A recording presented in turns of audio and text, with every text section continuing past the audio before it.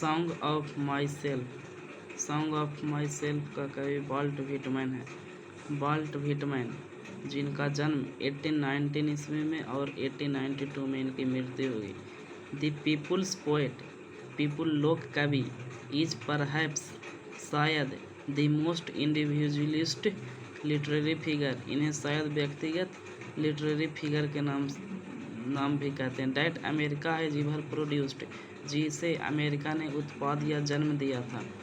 He began working as a carpenter, उन्होंने शुरुआती दौर में बढ़ाई का काम शुरू किया।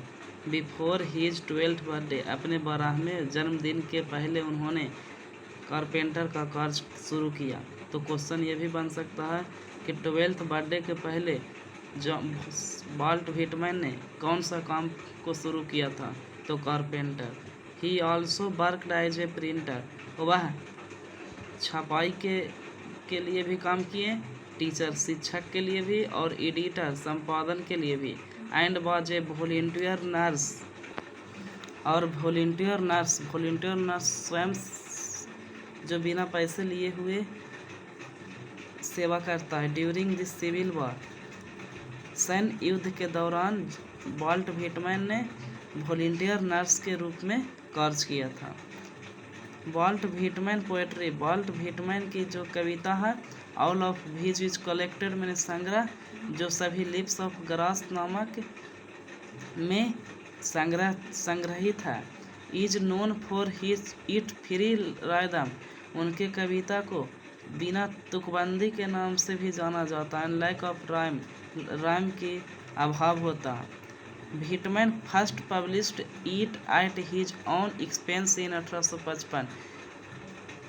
व्हिटमैन ने 1855 ईस्वी में प्रथम प्रकाशन किया था, वह भी अपने खर्च के बदौलत। व्हिटमैन ने 1855 ईस्वी में अपने किताब को प्रकाशित कराया अपने खर्च के बदौलत। हाउएवर, जो भी the free form of the poem and joyful dedication to the importance of individual were not well received at first, लेकिन उन्हें शुरुआती दौर में ज़्यादा सफलता प्राप्त नहीं कर सके जो उन्होंने 1855 ईस्वी में अपने पैसे के बदौलत पब्लिश कराया था।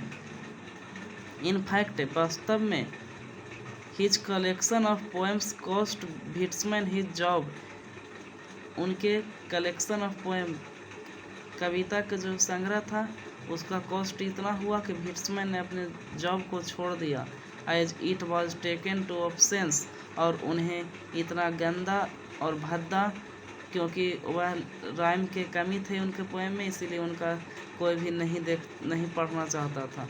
इन 1881 ईस्वी में आफ्टर मेनी एडिशन, कई संपादक के बाद लिप्स ऑफ ग्रास को अंत में फाउंड ए पब्लिशर एक विलिंग टू प्रिंट इट, बिना पैसा लिए हुए वाल्ट व्हिटमैन से एक पब्लिशर उन्हें मिल गया जो इसको पब्लिश कराया। Translated of this collection were enthusiasm received in Europe, लेकिन उन्हें खुशी पूर्वक इनके किताब को यूरोप में ज़्यादा पढ़ा गया। Whitman remains relatively uncorrupt in America, लेकिन उनके किताब को अमेरिका में नहीं पढ़ा गया। इनका जो जीवन था, जो मरते मरते इनको उतना अमेरिका में महत्व नहीं मिल पाया, लेकिन मरला के बाद उनको किताब को अमेरिका में काफ़ी लोगों ने पढ़ा। जीते जीते उन्हें कोई भी सम्मान नहीं मिल पाया। अगर ये वीडियो आपको अच्छा लगा होगा तो चैनल को लाइक, शेयर एंड सब्सक्राइब करें। It was only after his death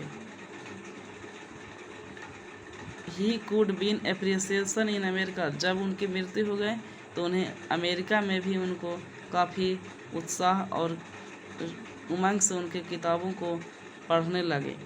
for his original and innovative expression, कुछ नए एक्सप्रेशन से उनको किताबों को सब लोग पढ़ने लगे जो कि पहले शुरुआती दौर में छोड़ दिए थे। Of American individualism, his importance work से, उनका जो महत्वपूर्ण कार्य था जो इंक्लूड सम्मिलित था लिप्स ऑफ ग्रास जो कि 1855 ईस्वी में, और ड्रम टाइप्स जो 1866 ईस्वी में प्रकाशित हुआ था। जो जो मैंने कलर से टिक किया हुआ है वह सभी ऑब्जेक्टिव के लिए काफ़ी महत्वपूर्ण है।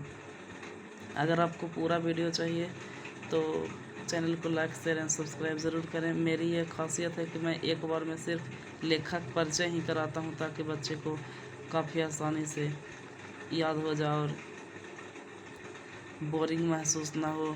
इसलिए धन्यवाद।